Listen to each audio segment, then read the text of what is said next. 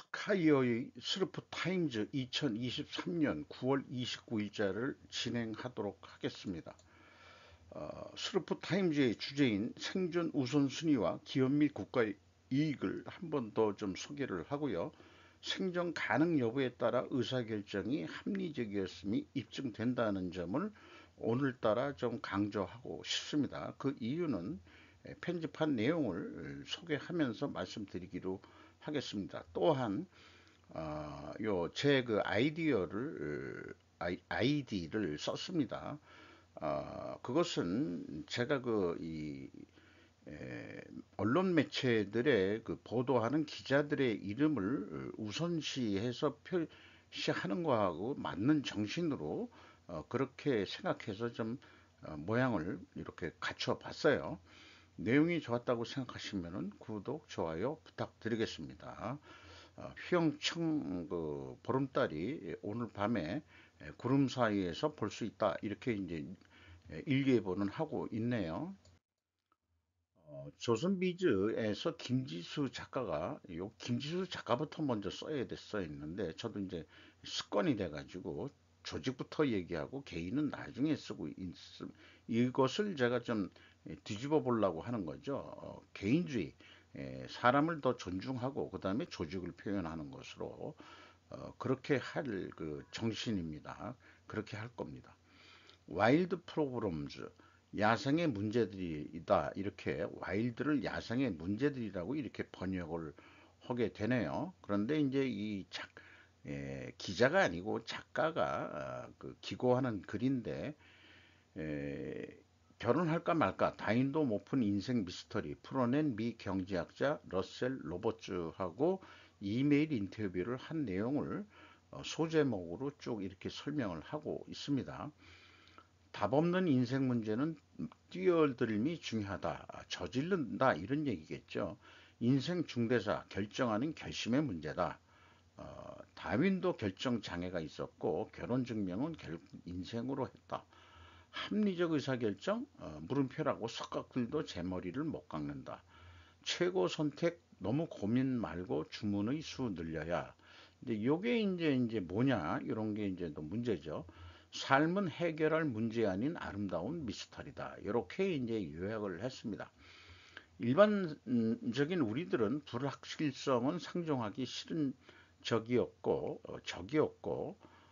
통제감은 최고의 쾌락이었다. 이렇게 표현을 작가는 하고 있어요. 그리고 잘못된 결정을 할까봐 두려웠던 건 당신 잘못이 아니다라고 또 답변을 소개하고 있습니다. 인생이라는 것이 원하는 것, 좋아하는 것, 추구하는 것을 따라간 선택의 모음이 인생이라고 얘기하는 러셀 로버츠라고 소개를 하고 있습니다. 개인적으로 체크리스트는 나쁘지 않은 방법이지만 동전을 던져 결정하는 것은 안 된다고 생각한다. 이렇게 표현을 했고요. 소개하는 일예로서는 빌 벨리칙 트레이드의 핵심이라는 것을 소개하는데 큰 수의 법칙입니다. 선택권의 핵심은 뭐가 좋을지 미리 알 수 없다는 걸 인정하고 주문의 수를 늘리는 겁니다. 이렇게 표현했는데 병행해서 알아듣기 쉽게 소개를 한 것은 휴가를 떠날 때도 세부적인 일정을 짜기보다 돌발 상황에 대비해 여지를 남겨두는 것이 좋다. 이런 얘기인데 이 글을 읽으면서 제가 느끼는 것은 비즈니스 이 기업도 법인이라고 그러죠. 인격체입니다. 사람들이 모여서 하는 거기 때문에 이런 사람 심리하고도 같은 것일 거라고 생각을 하고요. 저는 그 에프라 골드렛 박사의 딸인데 심리학 박사로 알고 있습니다. 그 아버지하고 같이 책을 냈는데 더 초이스라는 책이 국내에서도 번역이 됐습니다. 차라리 저는 이런 쪽의 이 책을 추천하고 싶네요. 그래서 합리적 의사결정이라는 말이 나왔는데 그저 생존 가능 여부를 측정 기준으로 하면 되지 않겠냐. 제가 그 스루프 타임즈라는 게 스루프를 우리말로 굳이 번역을 하자면은 지속적인 수익 창출입니다. 그런 것을 강조하는 저로서도 그래도 합리적 의사결정을 그럼 했느냐 그러면 최저 기준은 뭐냐 그러면은 아니 살았으면 되는 거 아니냐 살았으면 생존했으면 되는 거 아니냐 그렇게 얘기를 하고요. 여지를 남긴다는 것은 버퍼라는 개념입니다. 그래서 이 기업 경영도 그 인간의 개인 인생하고 똑같은 거고 지금 한 100년 된 기업들이 우리나라에 이제 많이들 조금씩 생기고 있는데 유한양행 같은데 그렇죠. 그렇게 하면서도 기업의 그 합병 이런 것은 이제 남하고 이제 그 결혼하는 걸 거고 또 분사시키는 것은 이제 그 자회사 왜 손회사 이런 식으로 얘기를 하겠어요. 아기를 낳는 거죠. 출산을 하고 그런 거하고도 비유를 해보면은 좋지 않겠냐. 그런 입장에서 생각을 해봤습니다. 그래서 요건 제 수필 성격으로 한번 써봤어요. 미래 계획은 어림샘일 수밖에 없다. 그러나 결과는 투명해야 한다. 사업 보고서는 결과로서 투명해야 한다. 그러나 많은 기업들이 불투명한 부분이 있다. 스카이어는 제조업의 재고 자산을 통한 매출원가 회계의 투명성을 특히 검증하고 있다. 결과가 투명해야 그나마 미래 계획이 어림샘이라고 하더라도 엉터리 셈은 안 될 거 아니냐라는 게 제 생각이고요. 미래 계획인 예측이 실제 결과와 당연히 갭은 있을 것이나 그 오차 범위가 좁을수록 정확도는 상승한다. 여기에서 제가 그 롯데 쇼핑의 이 매출 예측의 상반기 실적의 오차는 1% 범위다. 연말까지는 2% 범위 내에 될 거다. 그러면 어느 정도 이 정도면은 점쟁이 수준 아니냐라고 롯데 쇼핑 그 별도 방송에서 어, 말씀을 드렸습니다. 우린 그런 미래 계획을 그려보고 싶을 뿐이다. 이렇게 말씀드릴 수 있겠고요. 원가 회계 손익 분석에 있어서 필요한 핵심 데이터는 재고자산 명세와 비용의 성격적 분류란 두 개다. 이 중 하나가 생략되면 두 개 다 안 하면 더더욱 그렇고 정확한 결과 분석을 할 수는 없어요. 왜냐하면 가정을 또 해가지고 하기 때문에 가정에 의한 분석이 오차가 너무 심하겠죠. 그런 것도 있기 때문에 이런 말씀을 드리는 거고요. 그런 의미에서 요즘 문제가 된 국가의 통계청 자료도 그래서 투명해야 하고 정확도가 높아야 된다. 그런 것 때문에 미래 계획도 그 어림짐이라도 잡아야 그나마 좀 그게 신뢰성이 있는 거지. 전 정부에서 그거를 다 조작을 했다고 그런다면은 계획을 세운다는 것도 좀 무의미하지 않느냐. 이런 생각이 들어서 여기까지 좀 생각을 해봤어요. 그래서 제가 추천하는 책은 에프라 골드렛이라는 골드렛 박사의 딸인 심리학자, 그 심리학 박사로 알고 있는데 이렇게 그 논리, 그 다음에 감성, 그 다음에 직관 이 세 개가 모두 다 돌아가야 된다. 서로 영향력이 있다 하는 점을 우리는 인생에서 인지를 해야 되지 않겠냐. 그런 생각을 좀 말씀드리고 싶네요. 50대 현역의 은퇴 이후 생활비. 요게 이제 그 이경은 기자가 조선일보에서 보도를 했는데 그림이나 그래프만 좀 따왔습니다.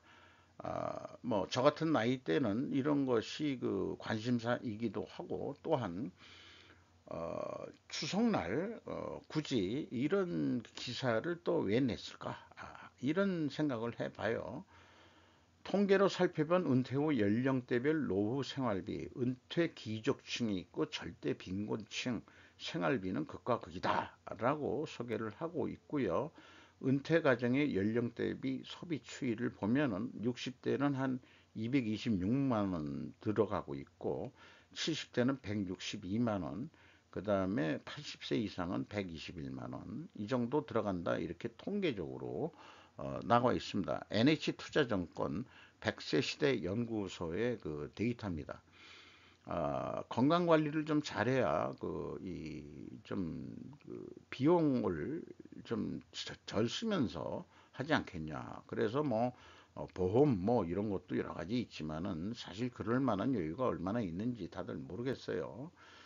이런 그 사파를 그림을 만화 그림을 집어넣네요. 은퇴 귀족층의 연령대 및 소유 비치도 소개를 하고 있습니다. 그 60대가 귀족층이에요. 563만 원, 부럽습니다.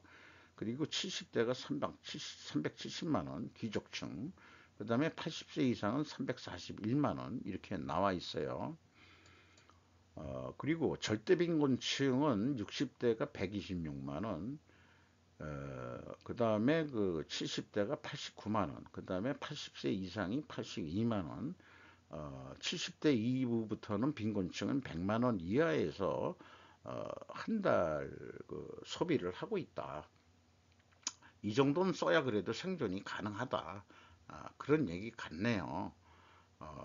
자신이 어디에 들어가는지 참, 제 자신이 어디에 들어간다고 얘기하기는 좀 껄쩍지근합니다. 그래서 이 노후소득 피라미드까지 그림을 그려서 보도를 했는데, 은퇴 귀족이라고 해가지고 월소득 525만 원, 생활비 충당 정도에서는 충분히 여유가 있다. 이렇게 2.5% 노인 세대 중에서. 그 다음에 인퇴 상류층이 있네요. 귀족이 아니고 372만 원. 여유 있다가 그 8.1% 정도 된다 그러고, 은퇴에도 중산층이 있네요. 200만 원이 안 됩니다. 중산층이 200만 원도 안 되는데요. 생활비 충당 정도 보통이다. 33.1%.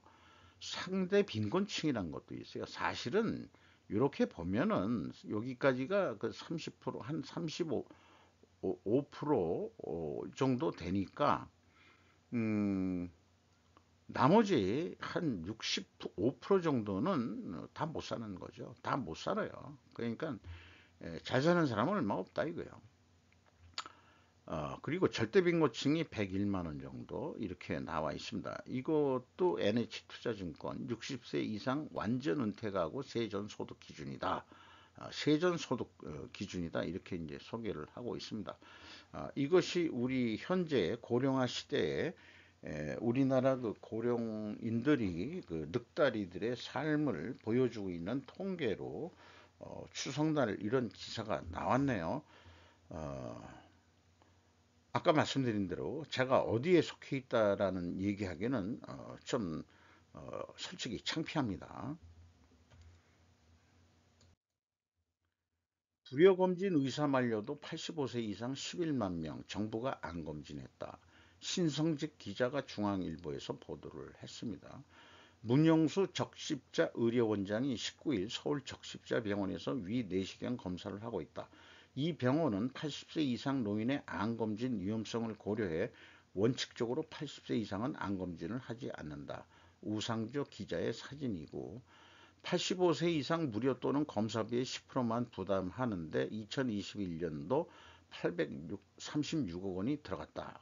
검사비에만. 고령자 암검진 무용로는 국립암센터 대한민국 의학 한림원 주최 포럼에서 나왔다고 소개를 하고 있습니다. 85세 이상의 위암검진을 하다 사망할 위험이 이득보다 더 크다고 경고했습니다.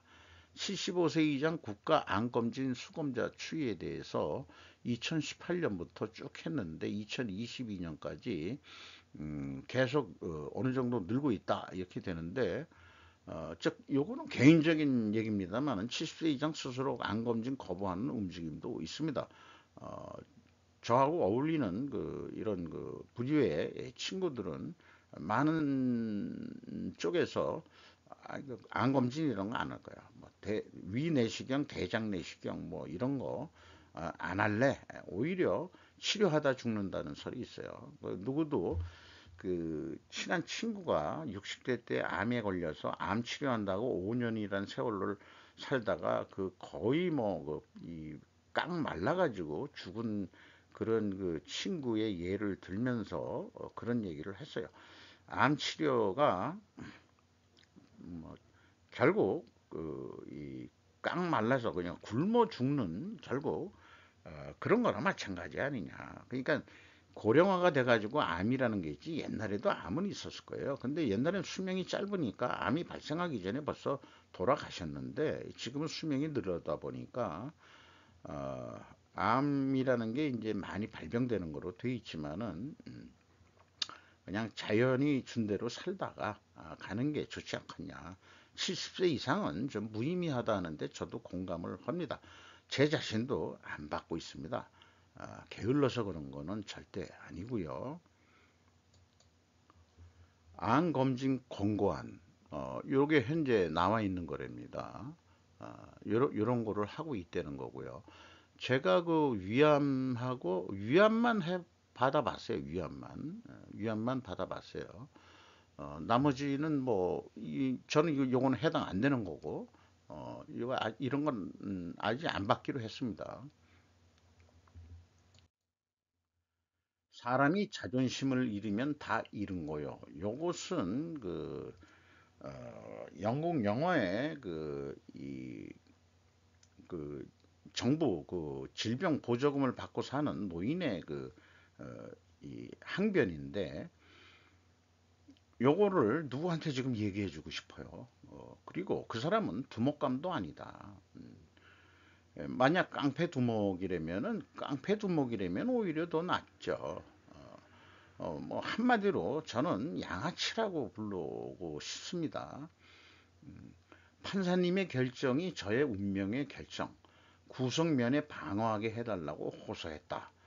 이렇게 양은경 기자가 조선일보에서 9월 28일 날 보도를 했는데 이걸 이렇게 이 씨가 이렇게 얘기했다는 게 어떻게 취재했냐 그랬더니 어떻게 됐는지 모르지만은 맨 마지막 27일 전해졌다 이렇게 돼 있어요. 그러니까 더 신뢰성이 가려고 그러면은 좀 본인이 직접 이렇게 녹취를 하든지 그랬으면 얼마나 감사했겠느냐 그런 얘기인데 어쨌든 현재 이재명 대표의 관련 사건으로 구속 기소된 주요 인물 최소 24명인데 대장동 개발 의리가 있고 백현동 개발 의리가 있고 쌍방울 불법 성금이 있는데 크게 나눠 가지고 자기하고 관련이 다 없다고 주장했던 사람들인데 양아치 새끼들이나 그렇게 얘기하는 거죠. 이 정도면 죄가 있든 어떤지 간에 자기 졸개들을 그렇게 한다면 두목이 체급을 져야지, 두목이. 그게 이 인생의 뭐, 하나의 순리 아니겠어요? 저는 그렇게 생각합니다. 유무죄를 따지기 이전에 밑에 애들이 벌써 이런 식으로 해서 다 벌을 받고 또 뭐 재판이 진행 중이고 그런다면은 이게 뭐 정치적 음모다 뭐 이런 식으로 이제 야당은 얘기하는데 객관적으로 실제 법치주의가 돌아갈 때 이 적용이 된다면은 뭐 객관적으로 합리적으로 판단할 수 있는 거 아니냐 이렇게 생각을 합니다. 현대차 기아 엔진 부품 화재 위험으로 미국서 330만 대 리콜. 김재성 기자의 GD넷 코리아에서 보도 내용입니다. 현대차와 기아 각각 160만 대, 170만 대 리콜을 당했다. 이런 얘기예요. 누구한테? 미국 도로교통안전국 NHTSA 나트사 나샤 나샤라고 읽어볼까요? 기아차는 전자제어 유압 장치의 합선을 일으킬 수 있다. 이런 거로 해가지고 주차 중이나 주행 중일 때 엔진 부품 화재로 이어질 수 있다. 현대차는 잠김 방지 브레이크 시스템 모듈이 브레이크 액을 누출하고 합선을 일으킬 수 있다. 기술적으로 저는 잘 모르겠어요. 어쨌든 그 차들이 뭐 한국으로 다시 다 돌아와서 또 아니면은 그 공장으로 들어와서 다 거기서 공장에서 하고 그런 거냐 하는 건 아닌데 실질적으로 그 차량 판매 업체들이 필요한 대로 HECU라는 게 어떤 부품인 모양인데 ABS 퓨즈 교체할 것이라고 밝혔다. 그러니까 큰 리콜은 아닌 것 같지만은 가장 큰 리콜을 당한 것은 도요다였죠. 미국한테 당한 게. 유사한 조치가 여러 번 뉴스를 저도 봤어요. 이번 특히 미국 자동차 노조 파업과 연관해서 생각해 볼 필요도 있다고 생각을 합니다. 과거 도요타 리콜과는 성격이 좀 다르긴 하지만은 어쨌든 리콜이라는 것이 뭔가 하자가 있다 하는 게 소비자들한테 맥히게 되잖아요. 그러면은 그 한국차 사겠습니까? 미국의 3대 자동차 빅3 거를 살라고들 하겠죠. 자, 이런 거하고 연결해서 한번 생각해 볼 필요가 있지 않겠냐? 그런 생각을 해보게 됩니다. 윤 대통령 인천공항 화물터미널 근로자 격려, 수출 여건 만나 뜻깊어 해서 홍아름 기자가 조선비지에서 보도를 했네요. 추석 연휴 첫날 28이면 어저께죠. 인천국제공항에 가서 화물터미널 근로자들을 격려했다. 뭐 이런 얘기입니다. 추석 연휴 때 그래도 민생을 돌본다고 하는 거 뭐 나름대로 정치가로서 또 좋은 이미지를 심으려고 하는 것도 있겠죠. 자관 이 수출이라는 게 배로만 되는 게 아니니까 항공 수출 항공운임이 좀 비싸다 하더라도 어떤 경우 경쟁력을 위해서는 비싼 항공료라도 해가지고 납기를 맞춰서 이 신뢰를 쌓는 그런 것도 있으니까 이 항공 운송 이것도 중요한 분야겠죠. 그렇게 생각을 합니다. 윤 대통령이 그 화물 터미널 그 근로자들하고 만나가지고 인사하는 장면이고, 어쨌든 이 나이 드신 분은 그 국가의 그 이 대표한테 격을 보이면서 인사를 드리고 있네요. 이런 것들은 참 예의가 있으신 분이다. 참 점잖게 늙으셨다. 뭐 그렇게 90도 인사하는 것도 아니고 요 정도면은 최대한의 예의겠죠. 어떤 놈들은 90도 인사하는 놈들은 정치가 놈들은 조폭의 새끼들이 90도 정도 인사하나요? 이 정도가 우리나라의 아주 그 바람직한 각도인 것 같습니다. 제대로 인생을 사신 분 같아요. 북한 핵 정책 헌법 개정 미국 도발 거론 최수양 신년희 기자가 로이터를 통해서 보도를 한 겁니다. 인민회의에서 이번에 그 뭐 여러 가지 그 무슨 회의가 열렸는데 헌법에 핵무기로 무장한다 하는 것을 목적은 전쟁을 전제하기 위해 존재권을 보장하고 그러니까 얘네들도 생존하기 위해서 음, 결국은 미국한테 우리 살리도 그런 얘기로 저는 해석을 해요. 어, 우리 그 통일부는 그 뭐 경고했다 이런 얘기를 하고 만약 니들이 진짜 핵무기 쓰면은 니들 정권 종말이야 이런 얘기를 했고 일본 마츠노 히로카즈 관방장관은 위협이 되고 있다 용납할 수 없다 뭐 이렇게 얘기 항상 하는 얘기지만은 분석가들은 핵 정책을 헌법에 명시하는 것은 상징적인 움직이라며 협상하지 않겠다는 북한의 영구적인 핵 보유 의사를 천명한 것이다. 맞는 얘기겠죠. 자기네들도 생존하겠다고 그런 거니까 생존이 목적이다.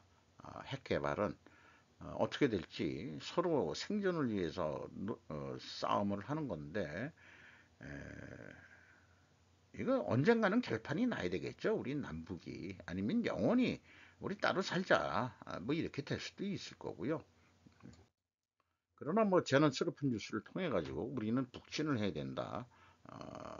좀 북극성을 따라서 우리는 다시 고조선 그 수도 쪽으로 수도를 옮겨야 된다. 아니면은 뭐 평양까지 수도를 서울에서 평양으로 옮기는 북진 정책을 어, 그런 소설을 써봤어요.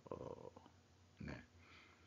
그리고 또 뭐 도적이라는 그런 드라마가 나온 모양인데 에, 국문은 도적들 칼의 소리라고 했는데 영어로는 Song of the Bandits라고 되어 있는데 밴디스 이게 이제 이 도적 또는 그 산적 이렇게 그 번역이 되는데 저는 만주라고 한다면은 마적이라고 제목을 줘야 되지 않았겠느냐 하는데 이게 뭐 이 드라마니까 있는 역사를 조금 참고를 했는지 모르지만은 어쨌든 그 중에서 제 그 눈에 띄는 것은 그 친일파의 그 일본인 장교가 있는데, 거기 자기 집안에 노비로 있던 친구가 이윤이라고 있는데, 그걸 소개하면서 대일본 제국에 도움이 없었으면은 평생을 이름 없는 노비로 살아야 했지만 수많은 폭도들을 진압하는 진정한 애국지사가 됐다.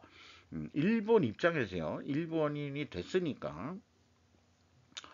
그런데 이제 뭔 일이 있어가지고 이 친구가 회의를 느껴가지고 이제 만주로 가서 뭐 독립운동을 했다기보다도 이 독립군한테 군자금이 넘어가는 그 여성을 돕는 뭐 그런 뭐 어떤 드라마예요.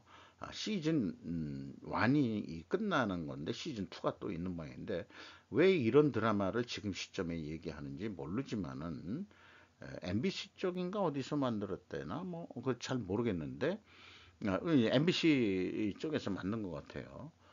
그리고 거기에서 나오는 용어들이 중국의 땅, 일본의 돈, 조선의 사람 이런 식으로 되어 있는데, 간도라고도 얘기하고 북간도라고도 우리도 얘기하고 그러는데, 이조 말부터 그 청나라하고도 국가 경계선 얘기할 때 북한도 협정에서 백두산 정계비라고 해서 여기까지가 그러면 청나라 땅이고 여기부터는 그러면 조선 땅이다 해가지고 백두산 북은 오른쪽은 그러면은 조선 땅이다라고 청나라 때도 사실상은 인정을 했던 지역이거든요. 그러니까 간도는 중국 땅 아니에요. 근데 왜 이런 식으로 얘기를 해가지고 의도가, 북한도가 지금 중국 땅이라는 것을 거꾸로 인정해주는 그런 역적 같은 드라마 같은 이런 거 생각을 해봐야 되는데, 역사 드라마 작가들이나 뭐 이런 사람들이 과연 그 역사를 얼마나 그 근거로 해서 했느냐. 왜 표현해? 중국의 땅이라는 게 현실적으로는 지금 현재 거기 지배하는 것은 조선족 자치주적 연해주 쪽, 그 연해주는 지금 소련 땅이지만 러시아 땅이지만은 왜 그따시로 이렇게 얘기를 하는지 모르겠어요. 중국의 땅이라고. 현실적 지배는 지금 조선족 자치로 중국이 지배를 하고 있습니다만은 중국의 땅 아닙니다. 조선에서 활동하던 의병들에 대한 진압으로 만주나 연해주로 이주해서 산다는 배경이 있었고요. 북로 군정서 무장 독립운동 단체의 군자금 전달 스토리로 이해를 했습니다. 그리고 군자금을 전달하는 그 여주인공 여자 배우 이름이 기억은 안 납니다만은 신념은 있는데 힘이 없는 제 자신의 무력감을 어쩌고 저쩌고 하는 대목이 나옵니다. 그래서 북로 군정서라고 어디서 들어봤는데 위키백과를 해서 좀 자세하게 좀 설명을 해가고 있더라고요. 왜 우리가 청산리 전투에서 이겼냐 하면은 사실상 무기가 좋았다. 그게 체코슬로바키아 군단으로부터 최신 소총 1800정과 기관총 7문, 대포 3문, 수리탄 등 신식 무기들을 대거 확보해가지고 일본군하고 싸워서 이긴 거다. 이런 얘기고요. 흑화사변 또는 자유시 참변에서 홍범도 하고 연결이 되어 있는데, 공산주의자로 그 해석이 되죠. 그리고 그 서일과 김자진 장군들은 일본의 이 공격에 의해서 그 도망갔다가 다시 그 돌아와가지고 독립군을 재조직했지만까지만 했습니다. 그 22년 이후로 우리나라의 그 독립운동은 사실상 만주에서의 그 대일본을 향한 독립운동은 끝났다고 봐야 돼요. 2022년 8월 이후에는 마적단이나 마찬가지인 거로 저는 해석을 합니다. 그리고 이 김대중 장군은 공산주의자한테 암살을 당하죠. 같은 동족한테.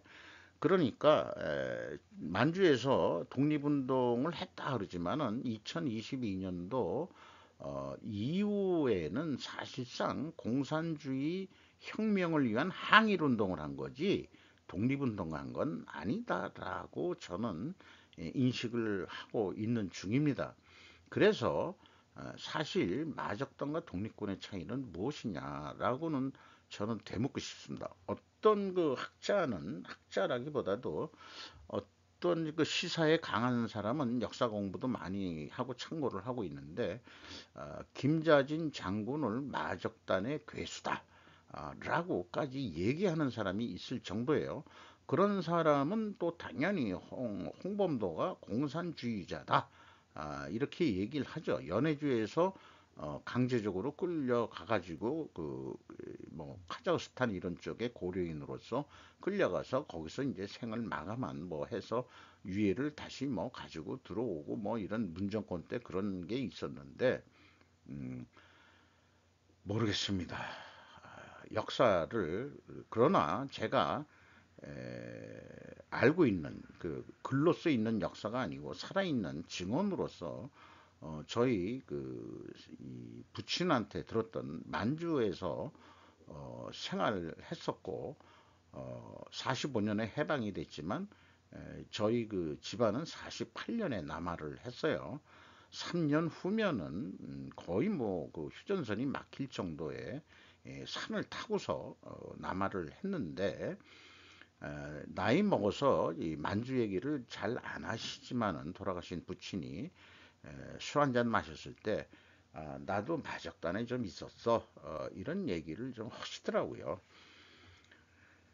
결국 뭐 여러 가지 그 자기 생각하고 틀리고 그다음에 공산주의자가 아니셨기 때문에 에, 그 팔로곤이 이길 것 같으니까 나는 아니야 그래가지고 외가 쪽이 전부 다 안 내려왔는데 어머님만 모시고 외할머니하고 저희 큰누님만 모시고 그렇게 남하를 했어요. 공산주의자에선 나는 아니다. 그렇게 되니까 만주에서 했더라도 공산주의자로서의 항일운동 이런 거는 아니고 장은 생존하기 위해서 마적단에도 좀 들어간 적이 있다. 그 정도죠. 그러니까 독립운동은 몇 년 못했다고 봐요. 군자금이 어디 나올 때가 있어야 뭘 계속 전쟁을 하든가 말든가 하고 또 일본군이 본격적으로 만주 진출을 하면서 더더욱 할 수는 없었고 그 다음엔 전부 다 성씨 바꾸고 그 나머지 그 한 20년 그런 세월들은 일본의 정책에 맞춰서 열심히 적응해서 생존하기에 급급했겠죠. 우리 그 일제시대의 선대들이 저는 그렇게 생각을 합니다. 이 대목에서 좀 길어진 이유가 있을만 하죠. 한국 기업 부채 역대급 GDP 대비 비율 외환 위기 수준 초과. 요 제목만 봐도 알겠습니다. 그 뭐 구체적인 얘기를 언급을 안 하더라도 그 현재 한국 디프레이션 구조 속 저성장 구조 속에 가고 있는 중이고 지금 부채가 계속 늘고 있다. 이게 이제 문제다 이런 얘기죠. 그런데 이 법인세하고 연관을 얘기했는데 실효 법인세율이라는 게 있습니다. 이게 법인세율이 올라가면은 부채도 는다는 게 이제 연구 결과가 나왔다는 거예요. 그래서 홍부 연구위원은 법인세는 기업의 부채 사용에 영향을 미치므로 기업의 부도 위험과 자산 시장의 왜곡 가능성을 염두하고 정책을 설계해야 한다고 말했다. 이어 기업이 부담하는 법인세가 기업의 부채 수준을 좌우하며 자산 시장의 왜곡이 일어날 수 있다고 말했다. 어, 실효 법인세율이 좀 내려가야 되겠죠. 그러니까 재산세 못 내가지고 부채로 잡고 있는 기업들이 많고, 그 다음에 이제 이 분할로 세금 내겠다 하는 회사도 많은 것 같고, 현실적으로 재무제표에 보면은 법인세 부채 계정이 없는 기업이 거의 없어요.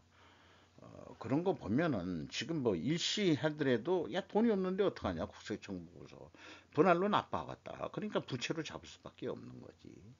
이런 것들, 이런 것이 이제 형국, 그래서 향후 제가 스루프 분석할 때는 재무 상태표도 다 소개를 좀 하는 게 좋을 것 같아요. 부채 계정을 조금 더 좀, 모델이 아니고 항목을 넣어가지고 그런 생각도 들어갑니다. FTSE 주요 채권 지수의 한국, 인도 추가 보류. 아니죠. 한국은 기대가 되고 인도는 추가를 보류한다. 이거로 해석이 됩니다. 김후영과 로노조이 마줌다르 브룸버그 통신을 통해서 보도된 내용인데요. 어쨌든 우리 한국 그 금융시장 당국이 여기 FTSE에 들어가기 위해서 이게 그 풀네임은 몰라요. 저도 그 찾아봤는데 자관 한국은 여기에 들어갈 것 같다. 2024년도에. 그래서 여러 가지 제도를 개선하고 있는 중이다. 글로벌 수준에 맞게끔 이렇게 얘기하고 있고 원화의 육상시장 거래 시간을 연장하고 은행 간 외환시장에 보다 광범위한 글로벌 투자자들이 참여할 수 있도록 하겠다고 밝혔다.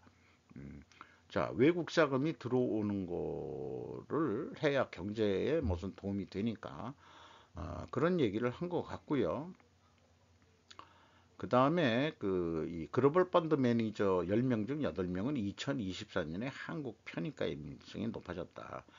이 런던 스톡 익스체인지 그도 상당히 미국 거기보다도 이 전통이 있는 데니까 여기에서 하는 그 FTSE 그 지수 그런 그 항목에 들어가는 것 같습니다. 그래서 JP 모건은 지난주 인도를 주력 신흥시장 채권 지수에 추가할 것이라고 발표했는데 이는 골드만삭스의 프로젝트가 국내 시장에 400억 달러 이상을 끌어들이려는 조치다라고까지 얘기했는데 2024년도는 한국은 확실시 되는 것 같고 인도는 조금 더 생각해 봐야 되겠다 이런 것 같습니다.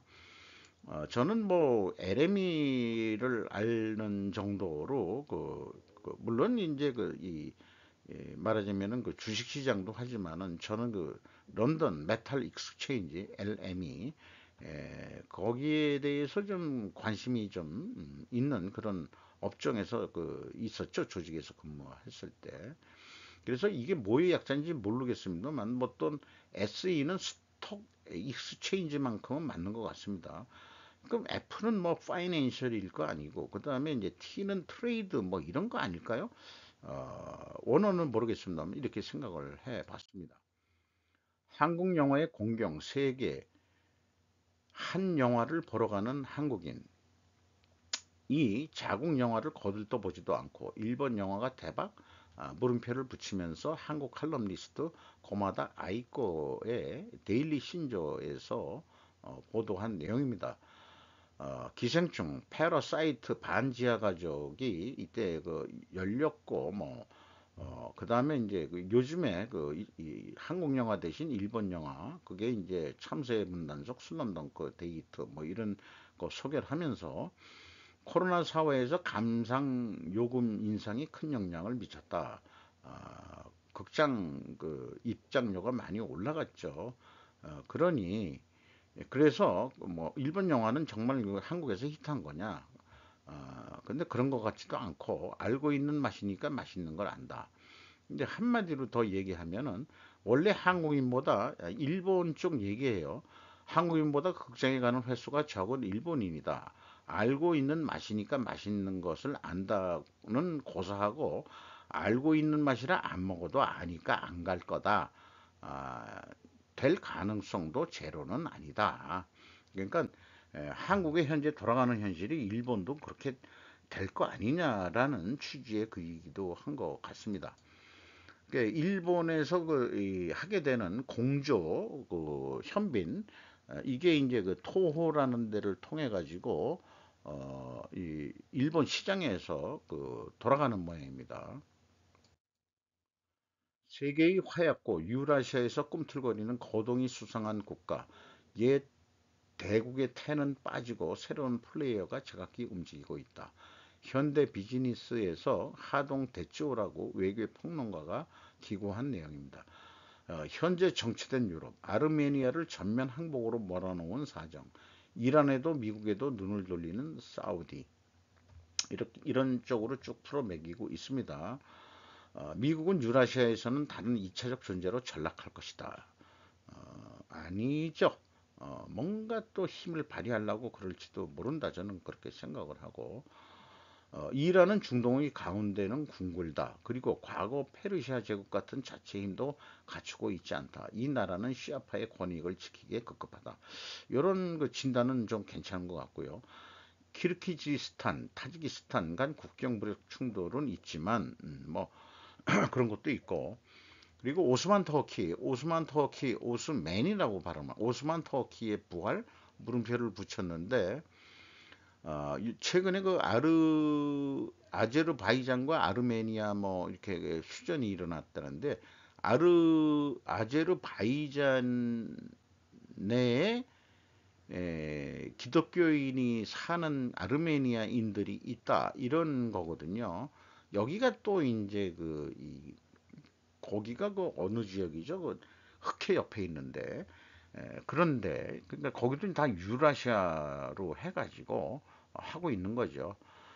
그래서 거기에서 요즘에 트루키에가 터키라고 여기는 트루크, 잠깐 뭐 어떻게 발음하든 트루크 계열의 이 트루키에가 좀 힘을 얻고 있다 이런 식으로 소개를 하는 것 같습니다.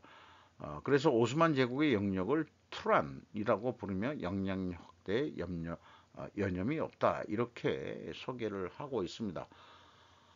유라시아가 세계 화약고가 되고 있는 거냐 뭐 이런 식으로 해서 거동이 수상한 국가들 뭐 해가지고 러시아가 힘이 약화되면은 영향력들을 다들 하려고 그러고, 스탄 국가들한테 일본도 벌써 접근을 하고 있고, 다 그런 것이 지하자원 뭐 이런 것 때문에 그런 거 아니겠느냐.